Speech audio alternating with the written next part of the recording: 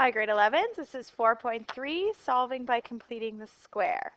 Page 165 is your graphic organizer showing you all the terms, all the steps, and what you need to do. We're going to jump right in because you guys are really good at completing the square. First thing, we're going to take a step back. If we have square roots to solve a quadratic equation, so we can solve this equation. If we have x squared equals 36, we could square root both sides, and then we would get x is equal to plus or minus 6. This is different than what we did last day. Last day we would have gone x squared, then we would have brought the 36 over to this side. We would have seen this was a perfect square. We would have set up two sets of brackets, a plus in one, the minus in the other. Square root of the first term goes first, x and x. Sorry, my smartboard's a little out. And the square root of the second term goes there. So x plus 6, x minus 6. Solving this, we would get x equals negative 6 and x equals positive 6, which is the same thing we just did there. Okay, we can do it again. If we, in question B, if we have x minus 4 all squared is equal to 64, we're going to square root both sides. That's not what I meant to do. Sorry, I just called tech support and they can't even fix my smartboard. So you guys get to live through this fun part. Square root both sides, I get x minus 4 is equal to plus or minus 8. So look at these two cases. So either x minus 4 equals positive 8. Adding 4 to both sides, we get x equals 12. Can't fix that. Okay. Or x minus 4 equals negative 8. Adding 4 to both sides, we get x equals negative 4. Okay. Now let's try completing the square.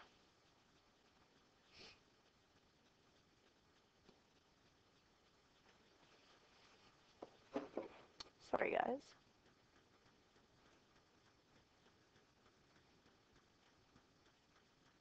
There we go. Complete the square to solve each of the following.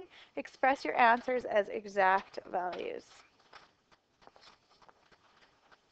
So, a squared plus 18a minus 32. We're going to complete the square. We're just going to write out the first part. A squared plus 18a equals negative 32. And I'm going to complete the square. So I take half of 18, which is 9. I square it, and I get 81. So I add 81 to both sides. Okay, so simplifying, this is just a plus 9 all squared. And negative 32 plus 81 is 49. Now it looks like the problems we did before, just the last slide, and what we're going to do is we're going to square root both sides. Okay, so a plus 9 all squared square rooted is just a plus 9. And the square root of 49 is plus or minus 7. So solving this, we get either a plus 9 equals negative 7 or a plus 9 equals negative 7. So in this case, oops, or positive 7. It's a positive. I can't find where my smartboard makes that a positive. I'm just going to start over here. Equals positive 7. So I get a equals negative 16 or a equals negative 2. Okay. Let's try this for the next question. T squared, and sorry, sometimes you're going to get a question that looks like this. Instead of it written in this form, you're going to get t squared minus 8t minus 4 equals 0. So your first step, if your strategy you're going to use, is completing the square. And the reason you'd use this strategy is regular factoring, two numbers that multiply to be negative 4 and add to be negative 8. If you couldn't figure that out, you might want to try this strategy. Or if I said, you have to do this completing the square. That's why you'd use this. Anyways, the first thing you would do is you would isolate the constant. It's called the constant. You'd bring it over here because it has no variable. No matter what number you put in, 5 million, 6, negative 7.3, 4 never changes, right? It doesn't vary. It's the constant. Okay, so we move the constant over to the right side. Now we complete the square. We go t squared minus 8t. Half of negative 8 is negative 4. Negative 4 squared is positive 16. So we add 16 to both sides. That makes it mathematically correct. Okay, we haven't changed the value here. This is just t minus 4 all squared. T minus 4 all squared. And this is 4 plus 16 is 20. Square root both sides, we get t minus 4 is equal to the square root of 20. Okay, square root of 20 can be written in a different form. I'll do it over here. The square root of 20 is just like writing the square root of 4 times 5.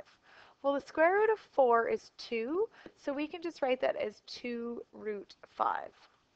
Okay, so what we really have is t minus 4 is equal to 2 root 5.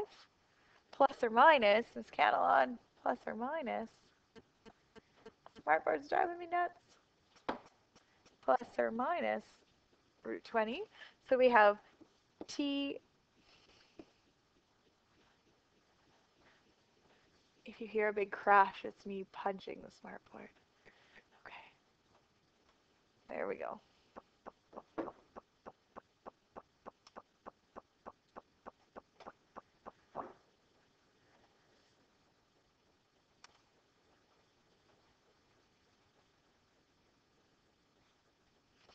So we have t equals either 4 plus 2 root 5, because remember the square root of 20 is 2 root 5, or 4 minus 2 root 5. So both of those questions there. Okay, so all questions are similar to this when you're completing the square.